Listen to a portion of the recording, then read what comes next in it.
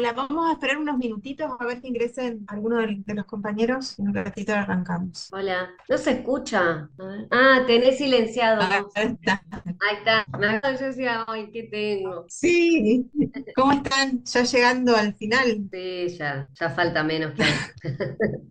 Ya tienen la fecha de los exámenes, por lo menos. Pueden Sí, organizarse. sí, para organizarnos, sí, sí, sí. Bueno, vamos a ir arrancando. Hola María, están las dos María. Hola.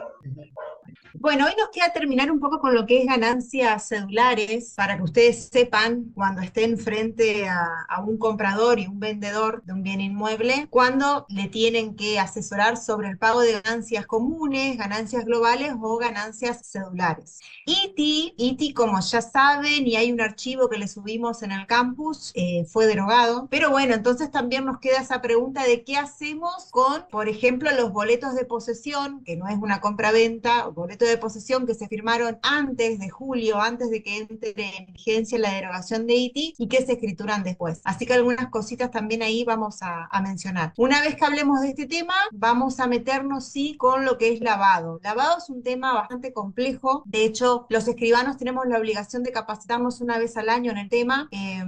Yo si bien no ejerzo, este año hice la capacitación, es una capacitación bimestral. Este año la hice con la UNR y intenté, este tema no lo doy yo, lo da Mariano siempre, y él es el magíster en Derecho Penal y por ahí apunta mucho a las cuestiones penales. Yo, en lo que yo les voy a compartir, apunto a las cuestiones notariales concretamente. Sí tienen que saber el 303 del Código Penal, que ya lo vamos a ver un poquito, y porque está vinculado con el tema y la cuestión penal del delito. Y otra cosa que les quería decir es que básense mucho en las filminas que yo ya ahora se las habilité, se las estuve armando esta semana. Traté de hacer un resumen de toda la capacitación que yo vi en 2 meses con cuestiones propias de la actividad notarial y el lavado de activos en un Genially para poder charlarlo ahora brevemente. Igualmente, lo que no entiendan del lavado, como no lo llevó a desarrollar Mariano, y hoy vamos a ver algunos aspectos, nos piden si quieren una clase de consulta antes de alguno de los exámenes y no hay problema. La filmina de Mariano yo no se la eliminé, después yo voy a revisando la norma que se modificó este año. Se las dejé igual porque vamos a mencionar, por ejemplo, algunas modalidades de implementación de gestión del lavado de activos y yo se las menciono en el Genially, pero si quieren un poquito más de desarrollo teórico van a la filmina de Mariano y la tienen. Lo que sí, vuelvo a repetirles, la cuestión normativa del Código Penal está actualizado en mi Genially porque el PowerPoint que dejó Mariano es del año pasado y no lo cambió. Yo igualmente después le voy a avisar a él. Bueno, derogado ITI tenemos que ver acá qué es ganancias globales y qué son las ganancias cedulares. Esto es una reforma que sucedió en diciembre del 2017, ¿sí? Hasta ese momento teníamos solamente situaciones frente a constitución de derechos reales, a transmisión de derechos reales, que implicaban o el pago de las ganancias generales, la de la ley de ganancias comunes, o el pago de ITI, ¿sí? A partir de diciembre del 2017 se modificó ello por la 27430 y comenzamos a tener lo que se llama ganancias cedulares con un criterio distinto, ¿sí? De gravar el tributo sobre esas operaciones en las que los escribanos somos partes al escriturato. Un matecito. Hasta ese momento teníamos que tener siempre presente las fechas de la operación, las fechas de la adquisición del bien inmueble que se quisiera vender, hasta ese momento. Y dividíamos desde el 31 de diciembre del 2017 con ITI y desde el 1 de enero del 2018 para adelante con ganancias cedulares. Hoy ITI ya no existe más, se lo derogó, no se dijo nada más al respecto, chau ITI, no se estableció nada más y punto. Nos encontramos con ganancias cedulares. ¿Y qué tenemos que tener nosotros en cuenta cuando se nos presenta el requirente, el enajenante de un bien inmueble con su comprador? Vamos a ver algunas cuestiones. Vamos a saber que le vamos a tener que decir que tiene que pagar ganancias globales, o sea, las comunes, según se trate de un sujeto colectivo o de una persona humana que se comporta como empresa. ¿Qué es esto de una persona humana que se comporta como empresa? Es precisamente una persona que realiza actividades, por ejemplo, inmobiliarias, venta, compra-venta de bienes inmuebles con manera habitual, está la habitualidad, o las actividades productivas. También ahí nos encontramos con personas humanas que se comportan como empresa. Por ejemplo, si le preguntamos a nuestros clientes, nos dice que va a vender un campo y que en el campo tiene una explotación productiva el ítem que sea. Entonces, tenemos que van a pagar ganancias globales, las comunes que se retiene, vamos a ver el 3% del total, los sujetos colectivos, empresas, asociaciones, sociedades, fundaciones, y ahora vamos a volver con eso, y las personas humanas que se comportan como empresa, porque la actividad sea habitual, tenga la habitualidad o la productividad. Yo le acabo de tirar recién el tema dentro de sujetos colectivos, fundaciones, por ejemplo. ¿Y ustedes qué me pueden decir? ¿Creen que está grabado con ganancias las fundaciones? Juéguensela, así me tomo el mate mientras ustedes hablan. No, Ay, ella dijo, no, ¿cómo está grabado? No, no está grabado. Está bien, pero ¿por qué no está grabado? Porque se supone que es uno de los sujetos exentos, claro, sí. porque son Ahora fundaciones, bien, ojo, la parte. ojo, va a ser sujeto exento siempre y cuando, yo miro para allá porque tengo Ajá. ustedes los tengo enfocados, siempre y cuando haya realizado el trámite de exención, ¿sí? ¿Haya realizado qué? El trámite de la exención. No se olviden Ah, de esto. No es porque sí, o sea, todos los sujetos exentos sí. que nos determina, por ejemplo, el Código Fiscal, tienen que realizar el trámite, o sea, pedir Ah. que sea declarado exento y sale una resolución, por ejemplo, de ATER, en donde se los declara exento. No era por la Entonces, eso es, figura en sí de la fundación, porque por lo general no, las fundaciones, viste, que tienen un fin altruista. Entonces, exacto. yo ¿Cómo lo manejé por ese lado, viste, y lo razoné por ahí. Pensé que era algo que ya estaba innato, por eso. Claro, no. Por ejemplo, Ah, fundaciones, por ejemplo, están exentas asociaciones, sociedades que se dediquen a la actividad, algunas veces culturales, ¿viste? Por según tipo, ajá, pero Sea, tienen que sí. tramitarlo. ni siquiera los municipios están exentos. Es, exacto, Rosa, exacto. Ah, mira, Entonces ujú. necesitan, si no, para el derecho tributario son todos contribuyentes, ¿sí? Entonces te da ese beneficio, te lo otorga, pero tenés que hacer ese trámitecito. Entonces, si nos dicen, viene una fundación, bueno, necesitamos pedir esa exención que haya sido otorgada. Entonces, esas son las dos consideraciones subjetivas. Las consideraciones objetivas, ¿tá? Es una humana que compra un terreno, construye y vende, conjuntos inmobiliarios, ¿sí? Eso es un caso objetivo. Una humana compra un terreno, construye y vende, conjuntos inmobiliarios, no individuales, conjuntos individuales o PH. Loteo con fines de urbanización. Y acá hay un detallecito, porque ¿qué nos dice la norma? Siempre y cuando se vendan, se compren y después se vendan 50 de esos lotes dentro de los 2 años de haberlo adquirido. Entonces, ¿qué pasa si son 49 lotes? No, yo no voy a pagar ganancias comunes porque son 49 lotes. Bueno, pero ahí hay que ver si no existe la habitualidad. Y entonces se graba por ese lado. No, pará. Vos estás comprando lotes y estás vendiendo esos lotes continuamente. O sea, estás haciendo un negocio de esa operación de la venta de esos lotes. Entonces, más allá de que no vendiste en estos 2 años los 50 lotes, vendiste 49, 48, es habitual, no tenés otra actividad principal, es tu actividad principal y es habitual. Entonces, es otra de las características objetivas a tener en cuenta. Y por último, por ejemplo, este es el caso de, vamos a suponer que ustedes, que somos nosotros abogados, atendemos a una persona y nos quiere pagar, no tiene otra cosa para pagarnos, no tiene efectivo, no tiene... Y dice, bueno, mira, yo tengo una cochera, siempre ponemos el caso de la cochera, te pago con la cochera. Bueno, perfecto. Entonces, eso es lo que se conoce como pago por servicio, ¿sí? Dación en pago, ¿tá? Entonces, si yo esa cochera, abogada, lo recibí por un servicio que presté y la vendo dentro de los 2 años de recibida, tengo que pagar ganancias globales, ¿ah? Entonces, son esos tres casos. Persona humana que compra un terreno, construye y vende, conjuntos inmobiliarios. Una persona que compra un terreno, lotea, y si vende los 50 lotes o menos si hay habitualidad. Y cuando, por ejemplo, una persona humana vende el inmueble que recibió por prestar un servicio. ¿Ah? Esos son los tres casos que siguen dentro de lo que es ganancia común. Ganancia común que se retiene, vuelvo a insistir, el 3%. Acá se retiene. Y dentro de las cuestiones generales, acá les menciono la alícuota del 3% sobre el valor de la operación o evaluación fiscal, el que fuera mayor, tributo de ejercicio. Y acá les puse, ¿qué pasa si se realizó un boleto de posesión y se pagó el impuesto previo a la escritura? Tenemos que pedir el comprobante contable de que se pagó. Y en la escritura dejar constancia de que ya se pagó el impuesto. Entonces, ¿qué tenemos que hacer nosotros? Saber quiénes tributan las ganancias globales, sujetos colectivos, personas humanas que actúan como empresa o en los tres casos objetivos. ¿Cómo nos podemos dar cuenta? Con preguntas. Acá el escribano indaga, pregunta, revisa los sistemas de AFIP, bueno, de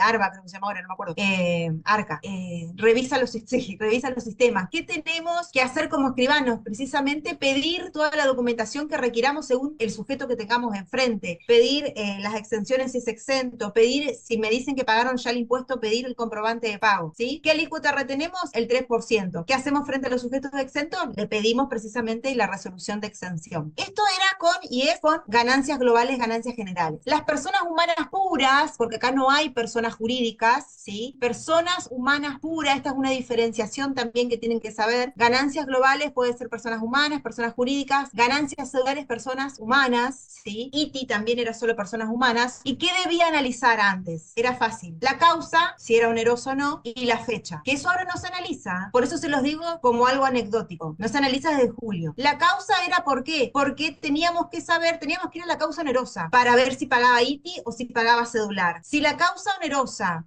la operación la hacía hoy, pero la causa onerosa era de antes de diciembre del 2017, pagaba ITI. Si era de después de enero, del 1 de enero del 2018, ganancia cedular. Ir atrás hasta la causa onerosa. Eso ahora no pasa. Eso era un análisis que había que hacer antes. ¿Ah? Se los cuento de forma Y anecdótica. ahora no se hace más, ¿y por qué no se hace más eso? ¿Es mejor Porque o no? porque se derogó, ahora derogaron, acá estamos, y acá yo se los puse, ahora se derogó, yo les dejé un informecito de un escribano del Vale. Colegio de Buenos Aires, igual se los resumí acá, Ujú. ahora se derogó, entonces, ¿qué pasa ahora? Ahora el escribano no retiene, si se trata de un inmueble que la causa es de antes del 1 de enero del 2018.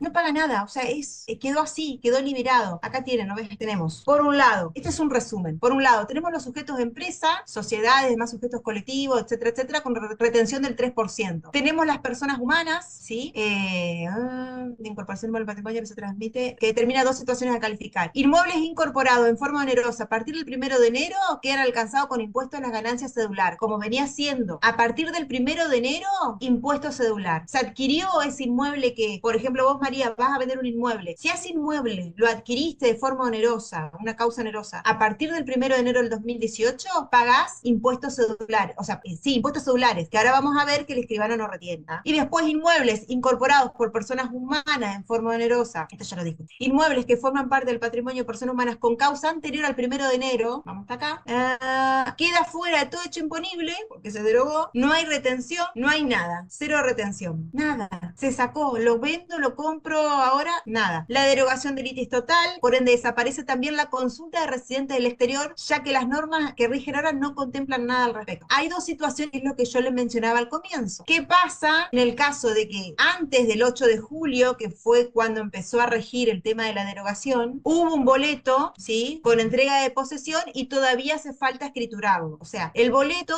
de posesión fue antes de la derogación. Acá, si bien no vamos a tener que retener, precisamente aviso sobre las partes. Acá hay una deuda que se tiene que pagar porque nació el hecho imponible, ¿sí? Si el impuesto se abonó, se deja constancia de la obligación pendiente, pero no hay una obligación de control ni de denuncia por el notario. O sea, todo lo que sucede ahora actualmente, nosotros no tenemos que hacer nada, pero hubo un boleto, entonces yo, ¿en qué estoy interviniendo ahora? En la escritura. Yo no puedo hacer nada, pero hubo un boleto, entonces tengan en cuenta que acá hubo un hecho imponible al momento del boleto, que si se pagó perfecto, dejamos constancia, pero si no se pagó, se tienen que poner de acuerdo entre las partes. No hay una obligación por parte del escribano. Y bueno, con respecto a los residentes en el exterior, también se eliminó absolutamente nada, simplemente puede llegar a informar sobre algo, pero el escribano ya no tiene nada más que hacer. Por eso yo acá en grande le puse, para que les quede claro, el escribano solo queda designado como agente de retención del 3%, que es ganancia común, a cuenta del impuesto de ganancia global para los sujetos colectivos y las operaciones especiales de la persona humana. No retiene más ITI y nunca retuvo el impuesto cedular. En los casos actuales que retenga, que haya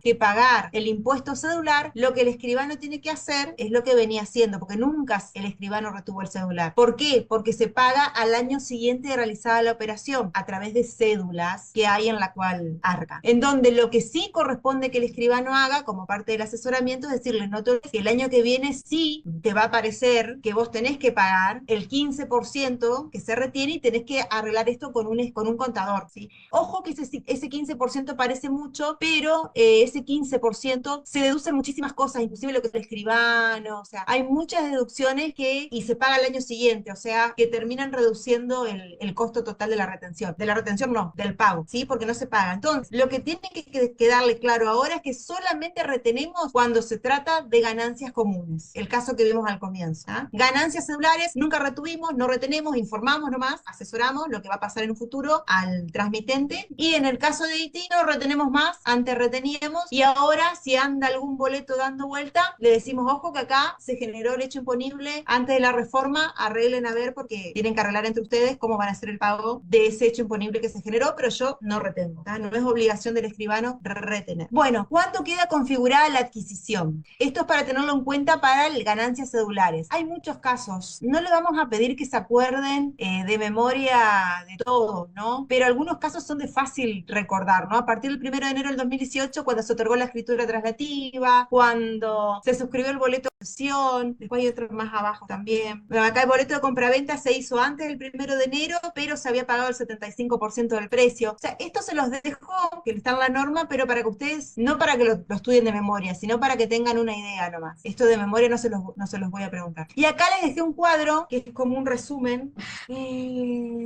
Transferencia onerosa de inmuebles por personas humanas o sucesiones indivisas adquiridos antes del 1 de enero del 2018 no están alcanzados por ITI, para que les quede claro, porque lo modificó esta norma. Adquiridos a partir del 1 de enero del 2018, ganancias cedulares. Igual acá les remarco, no es agente de retención y las normas vinculadas. Transferencia onerosa por responsable del artículo 73, otras sociedades, empresas, unipersonales, etcétera, adquiridos con anterioridad o posterioridad al 1 de enero, alcanzados por impuesto a las ganancias comunes. El impuesto a las ganancias comunes no tiene un marco de fecha, ¿sí? Es el sujeto que vimos hoy, las personas colectivas y las humanas que actúan como sujeto empresa y las situaciones objetivas. Si encuadra de esto, dentro de eso, ganancias globales. No es que, pero ¿cuándo se adquirió? Se piensa cuándo se adquirió con ganancias cedulares y personas humanas.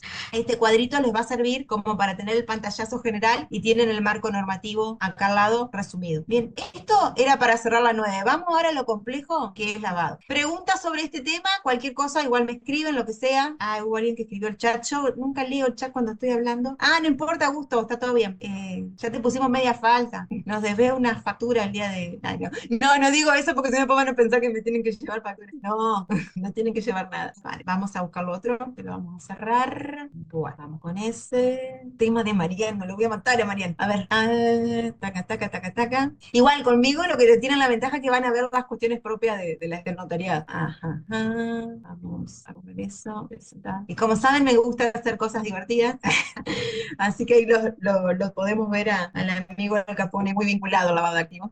Bien, ¿alguien tiene alguna noción sobre esto? ¿Lo vieron en algún lado? No, bueno, ya vamos a arrancar. Un mensaje. Vamos. Bien, en estos puntos intenté resumirle toda la capacitación que hice este año con la modificación de la normativa en 2 meses, con 2 clases semanales de 3 horas cada una. Vamos, esto es sencillo, esto es sencillo.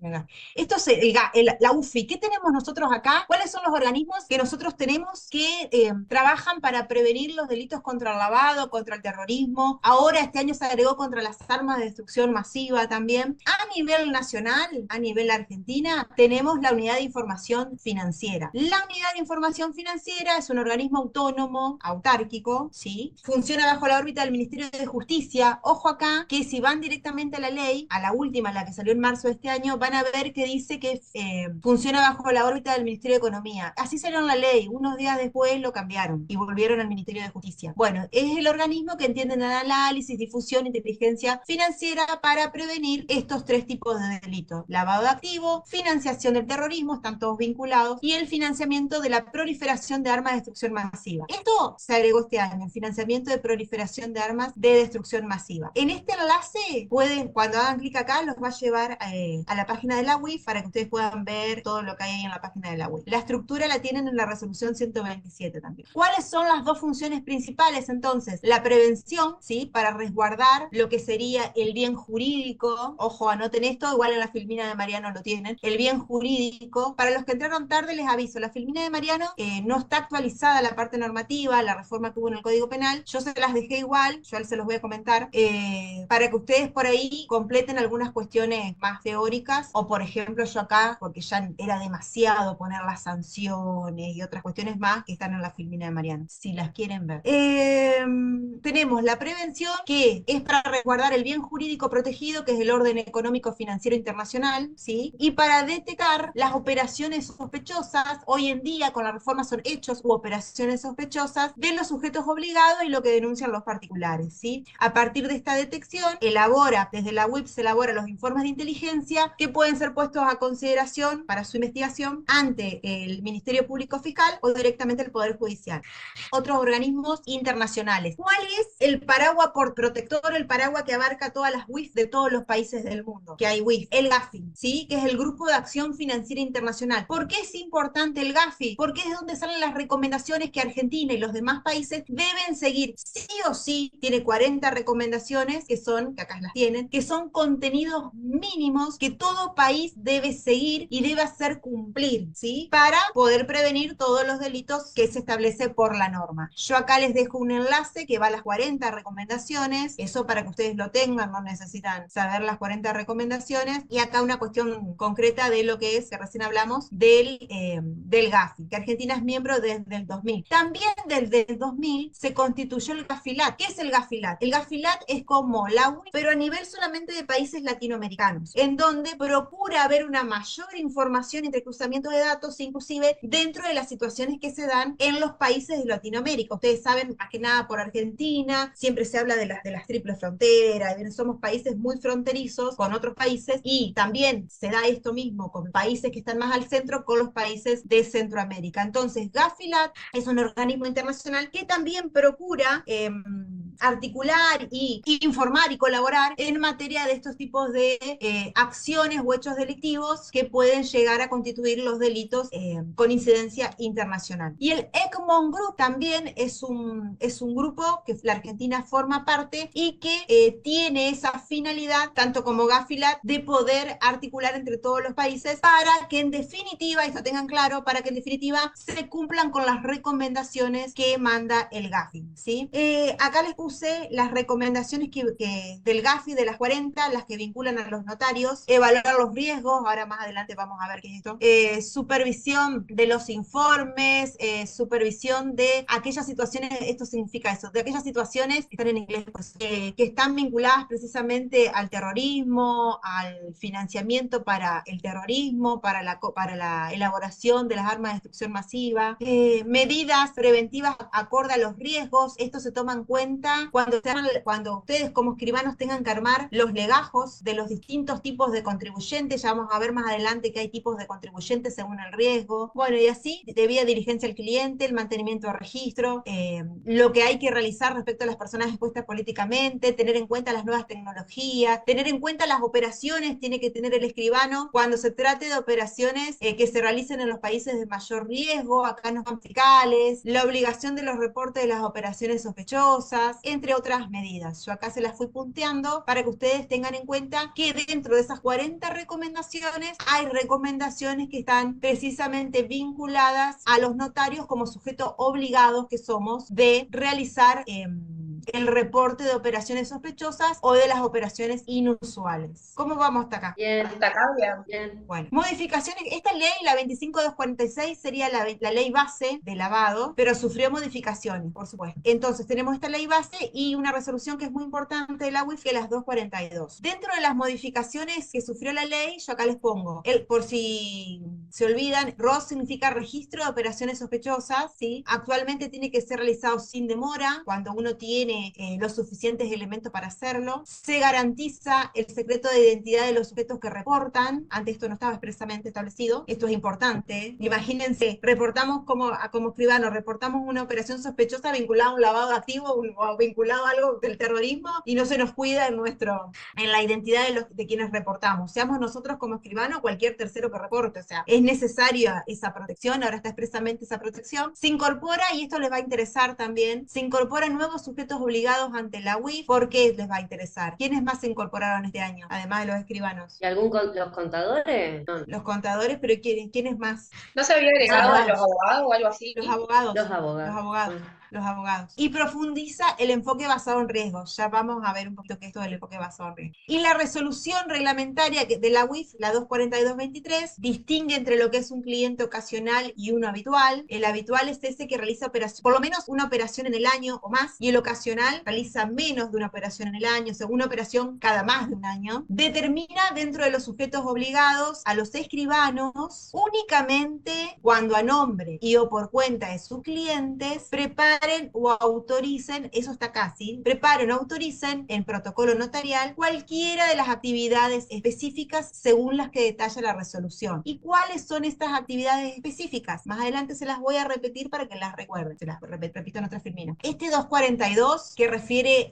también a los sujetos obligados, y ahora más adelante vamos a ver que están otros como los abogados, los contadores, los escribanos, refiere varias actividades específicas. No todas son de los escribanos, actividades específicas. Hay algunas que son propias de contadores y otras que vamos a ver que son propias de los abogados. Las actividades específicas de los escribanos son estas tres específicamente. Transferencia de dominio, compra de venta de bienes inmuebles, cuando el monto sea superior a 700, salario mínimo vital y móvil, significa esto, salario mínimo vital y móvil, frente a operaciones que impliquen organización de aportes o contribuciones para la creación o administración de personas jurídicas u otras estructuras jurídicas, y frente a la creación y operación o administración de personas jurídicas u otras estructuras jurídicas, y la compra y venta de negocios jurídicos y o sobre participaciones de personas jurídicas o estructuras jurídicas. No lo sepan de memoria, pero tengan una idea de que, bueno, son frente a determinadas operaciones que están vinculadas, tanto operaciones de transferencia de bienes inmuebles cuando superen los 700 salarios mínimos vital inmóviles, y frente a determinadas situaciones concretas vinculadas a las personas jurídicas. El escribano tiene como obligación dos reportes informativos, ¿sí? Regímenes informativos. Ya yo se los pongo específicamente en otra filmina, acá se los voy adelantando. Tiene que hacer un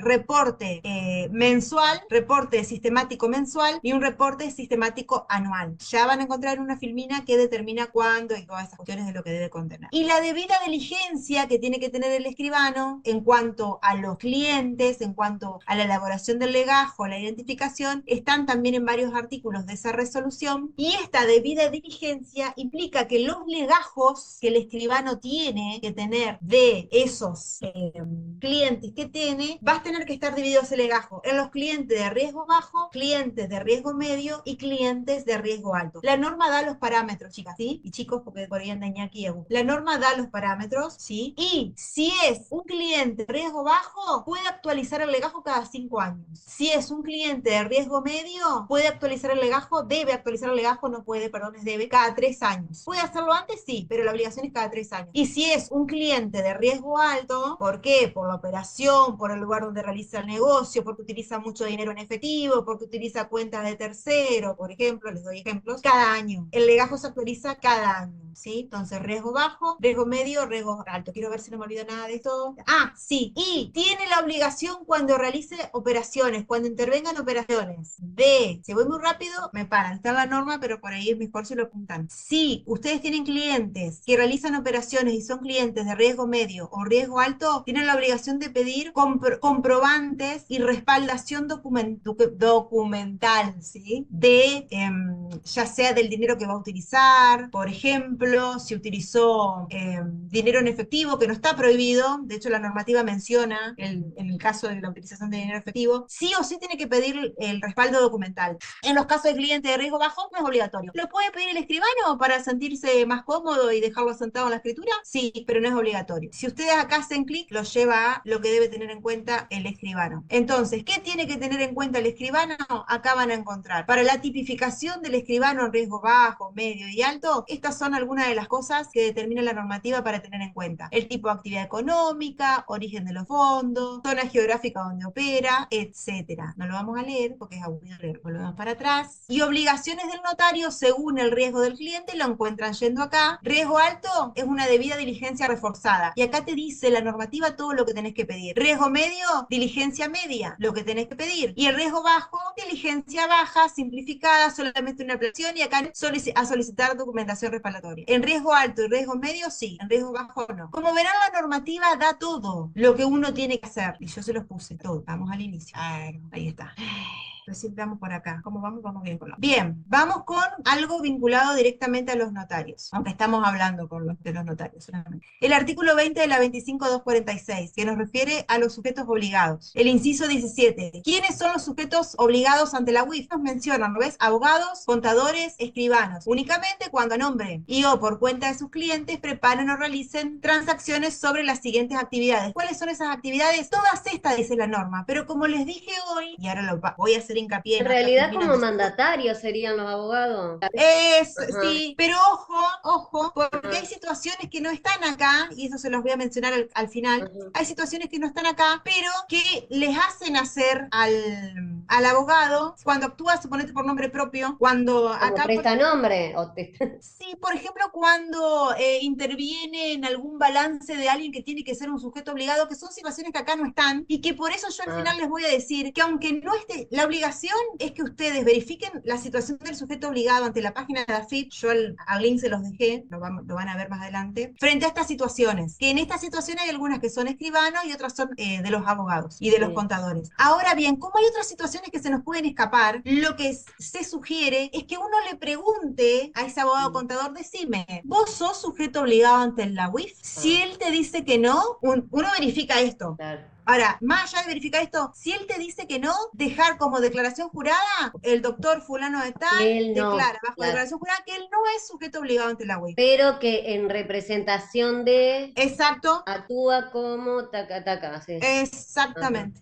Pero por las dudas, ajá. nosotros le preguntamos y lo dejamos como declaración jurada, porque no podemos tampoco tener idea de todo, ni de todos los casos, ni de todas las situaciones en que pueden llegar a la UIF determinar que puedan quedar ellos como sujetos obligados también, según también ellos frente a por quién actúan, ¿tá? Entonces, además, no ve acá, en el caso de contadores, además quedan comprendidas confesión de informe de auditoría de estado contable, esto también es importante, no están obligados a reportar si la información relevante se puede a los que están sujetos. Acá se menciona el secreto profesional. Antes no se hacía mucho hincapié en el secreto profesional. ¿El secreto profesional de los contadores o de los abogados también?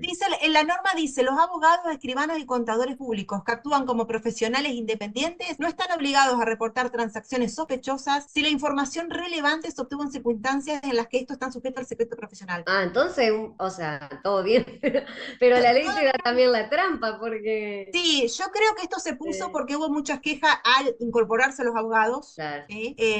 Yo creo que los escribanos mucha opción no tienen no, porque después hay otras no, normas como que te dicen, mirá, sos funcionario público, tenés la obligación. Aparte, los abogados no tienen que llevar el legajo como si es una obligación propia nuestra, en donde vamos a ir según los parámetros y criterios que determinan el GAFE y sus sí, pero recomendaciones igualmente es además. como que lo atan de pie de mano los escribanos, porque vos le estás Sí, pidiendo al abogado o al contador que él documente esta actividad y él sí. te dice, no, esto está bajo la reserva del secreto profesional, bla, bla, bla. Claro, ¿Y qué hace el escribano? ¿Le tiene que poner la escritura secreto profesional?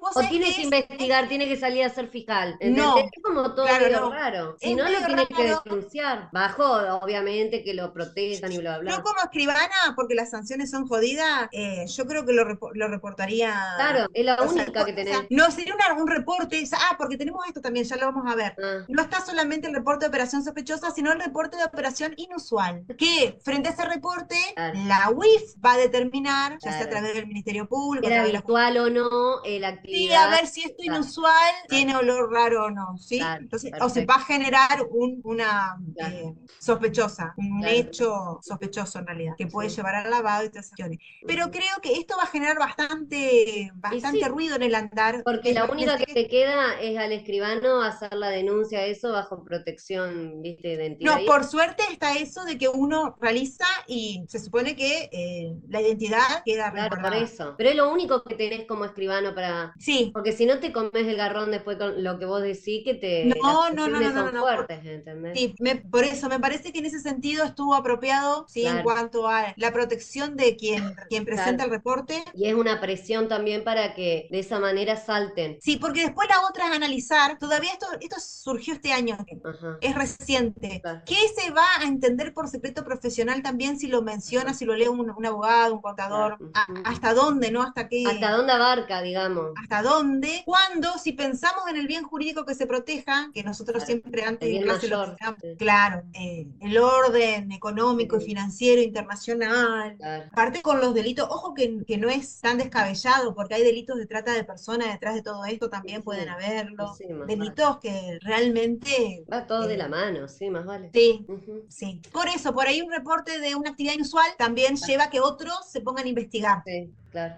Bien, bueno, también surgen algunas definiciones, a ver qué les puse acá. Sujetos obligados, les vuelvo a reiterar para que les quede claro, únicamente cuando preparen, autoricen cualquiera de las actividades específicas, sepan igual que sugiero que le pidan la declaración jurada si es un abogado o un contador, si no está dentro de los sujetos obligados. Acá lo vuelven a tener esto, un poquito más detallado, se lo puse acá. Cuando el escribano queda como obligado, ¿no? Actos protocolares por determinadas operaciones, acá están las transferencias de dominio, constitución de personas jurídicas, aporte de personas jurídicas, compra-venta, concesión de participación, se lo tienen todo detalladito. Existe un manual de prevención que todos los sujetos obligados tienen que tenerlos en cuenta. ¿Qué determina este manual de prevención? Por ejemplo, para nosotros, confeccionar los legajos de los clientes con los parámetros de riesgo que hablamos. Antes de iniciar la relación o durante la misma, consultar al REPET. REPET es el registro de las personas, entidades vinculadas a lavados sobre clientes y beneficiarios finales. Yo sobre esto no les puse nada, pero también con la reforma se sumaron los que se llama beneficiarios finales, pero es llenarle algo que tendría que ser dado más o menos en 2 o 3 clases. No se los voy a preguntar, y Mariano tampoco nunca preguntó esto, porque Mariano apunta siempre a lo penal cuando pregunta muchas cuestiones de esto. Beneficiarios finales. Bueno, considerar las jurisdicciones de alto riesgo. Estas son cuestiones que yo se las dejo para que ustedes tengan en cuenta el día de mañana, que hay que tener en cuenta como notarios. Registro de operaciones inusuales, registro de operaciones sospechosas, la capacitación obligatoria, ¿sí? Y la conservación de la documentación, que yo acá no se lo puse, pero en la filmina final les digo que tiene que tener la documentación de todos los clientes por las distintas operaciones por 10 años. Y los factores de riesgos. ¿Cuáles son los factores de riesgo a tener en cuenta? De los clientes, la normativa se los menciona: antecedentes, las actividades, comportamiento, carácter. Discúlpame, re Sí, molesta yo, pero no, decime, esos 10 María. años, esos 10 años, ¿es de los escribanos que tienen que guardarlos a los Sí, documentos de los clientes? Ajá. sí, sí. Y como no se los había puesto ahí, hoy estaba terminando de armar esto y se los puse en una filminita final Y para que después les si quede no los bien. vienen a buscar y eso, que no te queda Lo otra. puedes tirar. Ah, bueno, está, Sí. ok, Tuvo obligaciones por 10 claro, años, ¿no? Pasaron los 10 años, no los tenés, perfecto, ya está. bárbaro, gracias. Acá este manual lo que da es tener en cuenta factores de riesgo. Hay algunos factores a tener en cuenta con los clientes, en los servicios, canales de distribución, zonas geográficas. A ver qué puse acá. El sujeto obligado podrá incorporar factores de riesgo adicionales según las características de su cliente. O sea, uno también puede tener en cuenta, esto me parece medio como que algo que puede ser considerado un factor de riesgo, lo voy a tener en cuenta y lo voy a informar. Misión. Gafila. Gafila, que como les dije hoy, es el organismo que nuclea lo que sería Latinoamérica, desde el sur hasta Centroamérica, mencionó algunas cuestiones a tener en cuenta también por parte de los notarios. Yo se las puse porque habla expresamente de los notarios. Tener en cuenta, ojo, si hay una operación de compraventa a bajo precio, a muy bajo precio. Ojo, si el cliente está siendo investigado o procesado. Ojo, si está utilizando pago en efectivo. Se puede utilizar, sí, pero ¿en qué volumen? ¿Con cuánta habitualidad utiliza el pago en efectivo? Claro, y ver Ojo, qué por factura. la despreocupación del cliente. Ahí hay distintas cosas que Sí, el notario puede tener en cuenta. Entonces, con que se acuerden una y dos para el examen final, también está, ténganlo en cuenta ustedes. Decir, a ver, ojo, ¿qué tuvieron en cuenta en la filmina que me maté preparándola esta semana? A ver. Capacitación. La capacitación es obligatoria, ¿sí? Por lo menos tienen que tener una capacitación anual. Acá les puse más o menos los temas que tienen que tratar, y debe conservar la constancia a disposición de la UIF de las capacitaciones recibidas, evaluaciones realizadas y capacitaciones brindadas a sus empleados o colaboradores. O sea, yo no tengo registro, por ende podrían haber hecho la capacitación. Da la casualidad lo que es las cosas, ¿no? Porque como les dije, este tema siempre lo da Mariano, nunca doy yo lavado. Y este año no sé por qué dije voy a hacer la capacitación, y me anoté para hacer esa capacitación, y en este caso demoró 2 meses. O sea, puede ser la capacitación que uno haga, en este caso yo la recibí de la UNR, y la capacitación que si yo tuviera adscrito o suponete digo, bueno, me junto con otros colegas más, puedo yo también brindarles determinados tipos de capacitación que les haya dado, ¿no ves? Estas son a los empleados o colaboradores. Tengo colaboradores, tengo empleados, tengo adscritos, los capacito en base a la capacitación que yo recibí. En este caso, lo estoy capacitando a ustedes, que son mis alumnos por este año. Por este año. Lavado de activos, cuestiones generales para que les quede así muy con un concepto básico. Lo tienen más, esto que está acá lo tienen a la cuestión teórica más desarrollado en la Filmina de Mariano, excepto el 303 que no está actualizado ahí. ¿Qué es el lavado de activos? El proceso de dar apariencia legítima a ingresos ilegítimos. Algunos delitos precedentes, hay muchos otros que los mencionan las normas: narcotráfico, contrabando, trata de personas, delitos tributarios, sería la evasión, delitos contra la administración pública y otros que mencionan las normas. Estos son algunos como para que ustedes tengan de ejemplo. Metodologías usuales. Estos están detallados en la Filmina de Mariano. Sector bancario, centros offshore, sector no bancarios. Ojo, porque los abogados, los escribanos y contadores también, de hecho, no sé si ustedes vieron últimamente noticias en donde los escribanos han sido parte de delitos vinculados al lavado de activos. Del lavado de activos propiamente o de delitos precedentes. Casinos, casa de juego, autopréstamo, metodología de las hormigas. Estos son algunos ejemplos. Estos ejemplos de la metodología los encuentran desarrollados en la Filmina de Mariano. Y aspectos centrales con la última modificación. Ustedes van a ver en la Filmina de Mariano que habla de 300.000 pesos. Esto ya no es más así. Ahora la condición objetiva es 150 salarios mínimos vital y móvil, que son varios millones. Ahora les muestro cuánto. Y hay un tipo penal atenuado que se establece una pena de multa en vez de prisión. Vamos al artículo, así no hablamos en el aire. Esto acá se los voy a cambiar, si ustedes me permiten. Si después les digo se lo cambio y no se lo cambio más. Vale, en un segundo. Vamos a dejar porque esa ley es la anterior, no le modifique el número de la ley. Ahí está, listo. Después no van a ver este número de la ley que recién se lo acabo de sacar porque es de la ley de la anterior. Sí van a ver esto, que es bien jurídico del orden económico financiero. Bien, ¿qué dice actualmente el 303 a partir de este año? Se reprime con prisión de tanto a tanto con una multa de tanto al que, un tips, y me lo escuchan o no me lo escuchan. Deciden ustedes, pero es de cabeza en el examen. No les voy a decir qué, pero tengan mucho en cuenta, y más esto que es penal y que es Mariano que lo pregunta, lo que le puse en negrita, ¿sí? Lo que le puse en rojo es lo que se modificó con la ley, con la última ahora este año. ¿Todo Y de lo que está negrita? todo lo que está en negrita, no les voy a decir qué, porque si no les voy a estar practicando las preguntas típicas de Mariano. Pero, hay con una pregunta que todo el mundo después dice, ay, pero es cierto que la leí. Bueno, tuve la generosidad de poner cosas en negrita con esa intención. O sea, ojo, el bien jurídico y del artículo y otras cositas más. Debe ser el Veanlo 4, el 4. Ustedes, no solamente en el 4 hay No, negrita, pero lo ojo. que vos decís que hay uno que más pregunta de lo que está en negrita. No voy a dar en detalle. Bueno, hay que María de sacarla Martín. ahora, hay que aprovecharla, Judith, que está buena. Entonces, el de la operación, el que convierta, transfiera, administre, vende, grabe, disimule o de cualquier otro modo, pone en circulación en el mercado bienes provenientes de un ilícito penal, que eso es el delito precedente. ¿Y por qué es autónomo? Ya les digo, para que lo den, el delito de lavado, porque después se trata solo el delito de lavado, independientemente del que el precedente siga en curso, el de lavado tiene autonomía en su resolución, ¿sí? No tenemos que esperar a que el delito precedente tenga una resolución final. Entonces, se ponga en circulación, bla, bla, bla, bla, bla, bla, con la consecuencia posible de que el origen de los bienes originarios o los subrogantes adquieran la apariencia de un origen ilícito y de 150 salarios mínimos vitales y móviles al momento de los hechos, sea en un solo acto o por la retiración de varios hechos. La segunda, se aumenta la pena cuando el autor realice el hecho con habitualidad, cuando el autor fuera funcionario público, sepan así como se lo estoy diciendo, habitualidad, funcionario público. La misma pena sufrirá el que hubiera actuado en ejercicio de una profesión oficio, acá estamos nosotros, la misma pena sufrirá el que hubiera actuado en ejercicio de profesión oficio que requiere habilitación especial, el que recibe dinero de otros bienes provenientes de un ilícito penal, con el fin de hacerlo aplicar una operación de las previstas en el inciso 1, les dé apariencia. Entiende que el lavado tomamos dinero ilícito y le damos la apariencia de ilícito, ¿sí? El que realiza esto quiere al delito por la trata de personas, le quiere después dar la apariencia de ilícito. Entonces, ¿qué hace, por ejemplo? ¿Qué sé yo? Realiza operaciones bancarias, porque los bancos están involucrados también. Realiza estos tipos de hormigas que se llama, que van depositando en distintos lugares poquita plata, o van y entran a un casino, compran muchas fichas, después o sea, son todas operaciones para que lo que yo recibí de un delito, por eso el origen es ilícito, intento darle una apariencia lícita. Bien, el cuarto, si el valor de los bienes no supera la suma indicada en el inciso 1, o sea, si no llega a los 150 salarios mínimos vital y móvil, acá antes establecía prisión y ahora simplemente una pena de 5 a 20 veces el monto de la operación, una multa.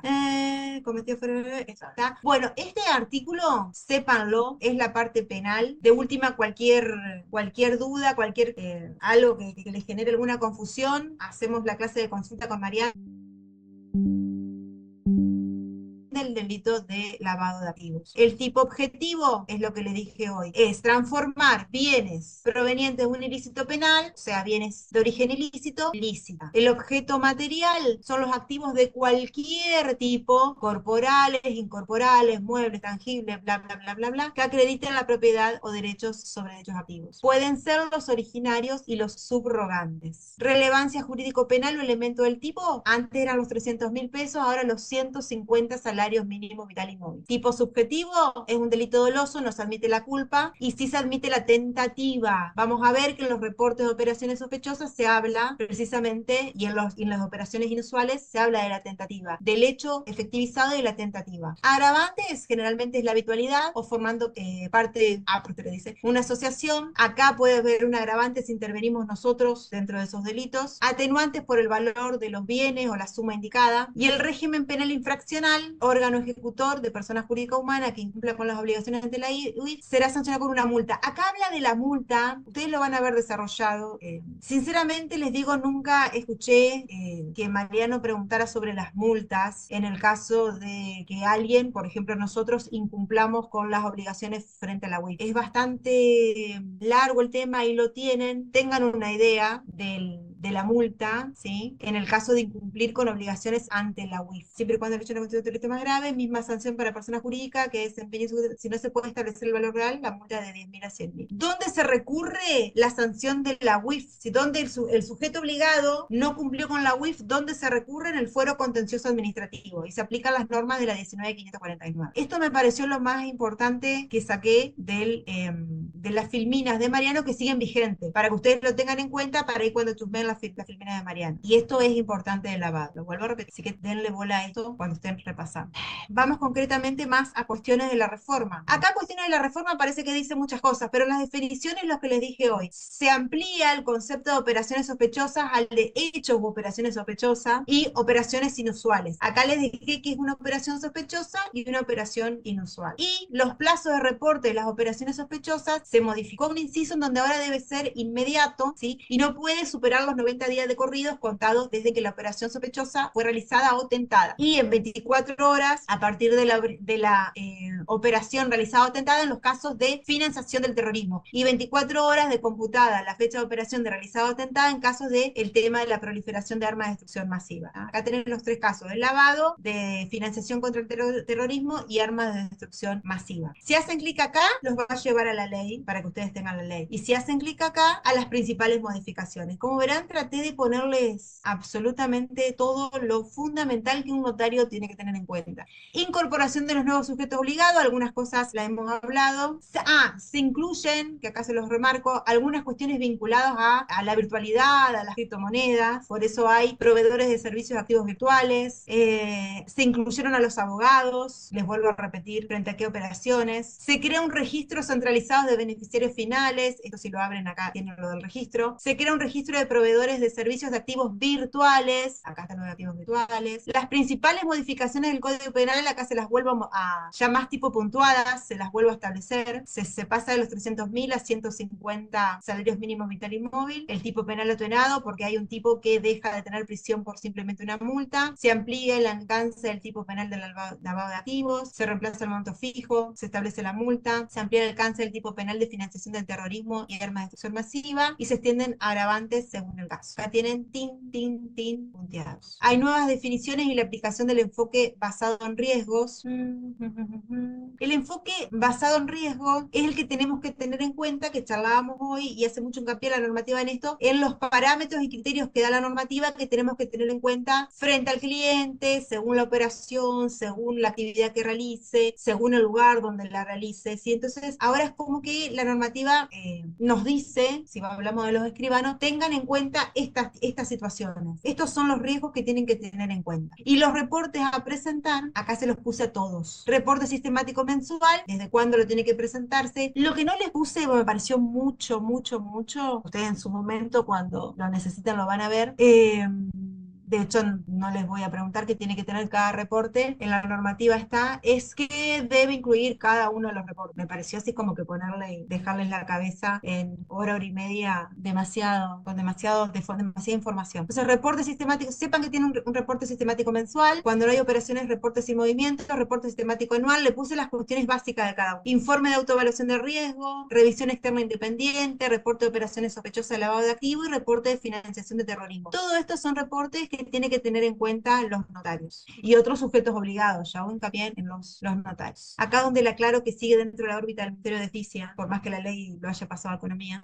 Vamos a esto también. Y en este cuadro, que me parece que les va a ser práctico, actos protocolares, análisis sobre el carácter de sujeto obligado del escribano y sus clientes, cuando tenemos un cliente contador o abogado en carácter de sujeto obligados. Entonces, si la compraventa inmueble, esto parece difícil, pero una vez que lo lean ustedes tranquilos se van a dar cuenta que pasa. Si la compraventa inmueble por un valor de hasta 700 salarios mínimo vital inmóviles, como verán, nadie es sujeto obligado. Ni el escribano, ni el cliente contador que actúa por nombre propio por cuenta de su cliente, ni el cliente contador que no actúa a nombre y por cuenta de su cliente, ni el abogado, etc. Si la compraventa supera ese monto, sí, pero no el contador que actúa a nombre y por cuenta de su cliente, ¿sí? Y tampoco el abogado. Pues la constitución de personas jurídicas, sí, el escribano. Lo que a mí me importa igual que sepan es la primera, ¿sí? Que es cuando no y cuando sí. Como verán, el escribano, en todos estos casos que les marco, es sujeto obligado ante la UI. Compraventa por bienes muebles, constitución de personas jurídicas, constitución de otra estructura jurídica, cesión de participación societaria, cesión de participación de otra estructura y compraventa de negocios jurídicos. No siempre el escribano, cuando tiene un cliente, abogado, contador, va a saber si es sujeto obligado o no. Entonces yo acá les pongo otros casos en los que el contador puede llegar a ser sujeto obligado y nosotros no saberlo. Por eso esa necesidad de que nosotros pidamos esa declaración jurada y que quede bajo responsabilidad del abogado contador cliente que nos diga él si es sujeto obligado o no. En el caso de que se declare sujeto obligado o que sea por las actividades específicas sujeto obligado, nosotros tenemos que ver si está en la FIP. Al final de todo hay unas páginas, entre ellas está la página donde uno puede verificar y si está efectivamente anotado y registrado en la web como sujeto obligado. Si no lo está, debemos reportarlo en el informe, en el reporte sistemático mensual. Tuve un cliente, abogado contador, que debería estar registrado como sujeto obligado y no está registrado.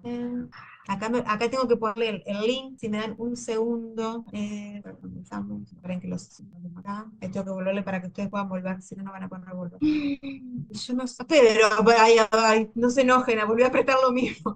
Qué cosa.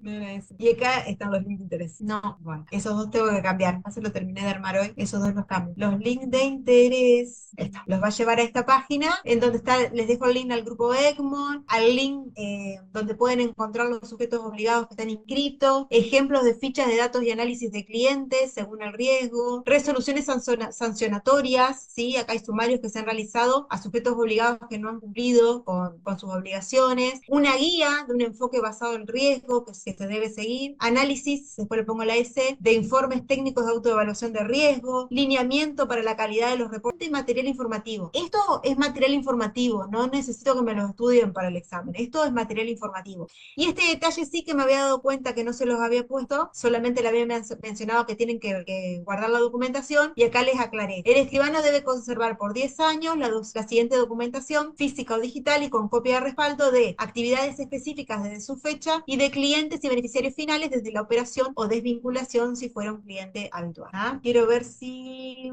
A ver, esto no se lo mostré. Sí, por ahí lo de los abogados no les voy a complicar. Bien, es mucha información junta, pero no quería no darle nada nada, porque la idea de Mariano era que simplemente vieran lo que nosotros le dejamos en el campus, pero bueno, cuando vi igual que estaba desactualizado el 303, dije, se lo van a complicar, y a veces ver solamente la ley que te lleva para todos lados es medio complicado. Cualquier duda, yo a las 45 les dije que iba a dejar todavía tenemos unos minutos, a Diego la clase, pero cualquier duda me la dice. ¿Tienen más o menos alguna idea o pensado si alguien va a rendir ya dentro de 2 semanas esta materia? Yo dentro de 2 semanas no, pero en el segundo llamado seguro que sí. Bueno, bueno.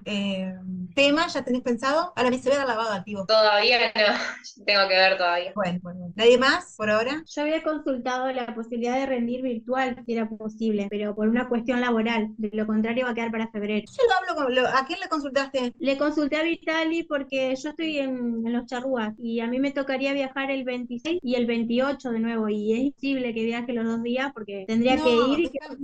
yo lo hablo con Mariano. Porque si Vitali, Bueno. bueno, ya le consultaste a Vitali. El tema es que si Vitali hace la consulta formal, le van a decir que no. Ujú. Pero si yo lo hablo con Mariano, Bueno, igual tengo que definir eso porque sí me queda para el segundo llamado las otras dos, para el 20, 18 y 20. Pero bueno, cualquier cosa yo les hago la pregunta si se podría bueno, hacer. cualquier cosa avisanos y lo charlo con Mariano. Bueno, Bueno, gracias. ¿nadie más? De todo el material que dejó Mariano, hay unos fallos que si quieren los pueden leer, que es sobre la obligación de los escribanos, pero bueno, vean, son adultos mayores, no, adultos mayores, no adultos nomás.